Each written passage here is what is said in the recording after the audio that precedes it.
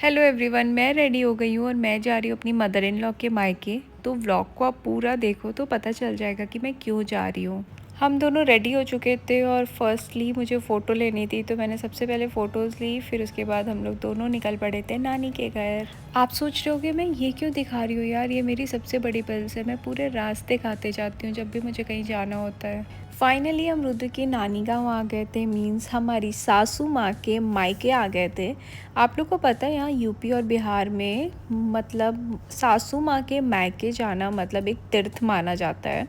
तो मैं और भी खुश हो रही थी। और यहाँ पे 25th एनिवर्सरी थी मामा और मामी जी की, और यहाँ पे रामायण का पार्ट भी था। इन लोगों ने मुझे इनवाइट किया था तो मैं चली आई। हम लोग को काफ़ी लेट हो गया था। हम जैसे ही पहुँचे मेरी मदर इन लॉ खाना खाने जा रही थी, बट वो अपना खाना छोड़ के फटाफट से देखो जा रही हैं मामी जी को बुलाने।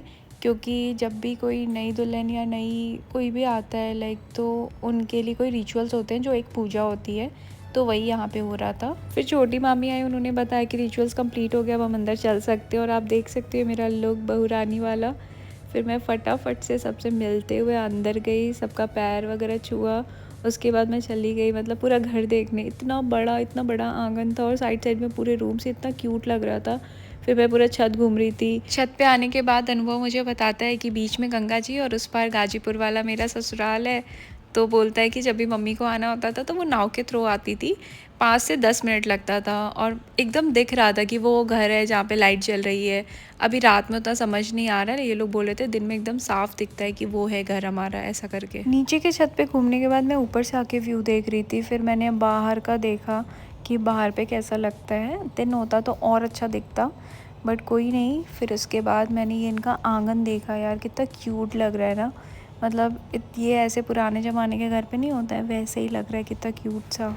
सारी चीज़ें एक्सप्लोर करने के बाद मैं नीचे आ गई थी क्योंकि केक कटिंग का टाइम हो गया था। तो मैंने सोचा थोड़ा सा टचअप कर लूँ, फिर चलते हैं केक कटिंग के लिए। आप सोच रहे होगे रुद्र ये क्या कर रहे हैं, बट रुद्र बच्ची को परेशान कर रहे हैं। वो अपने कपड़े नहीं पहन रही, मौसी लेके बैठी हुई है कब से, तो बस उसे ऐसे परेशान किए जा रहे हैं। और बाहर आए देखा तो मामा मामी की एंट्री भी स्टार्ट हो गई थी। फिर इन लोगों ने रिंग एक्सचेंज किया, केक कटिंग किया। फिर रुद्र मुझे लेके अपने कज़न ब्रदर से मिलवाने के लिए उसे परेशान कर रहे थे।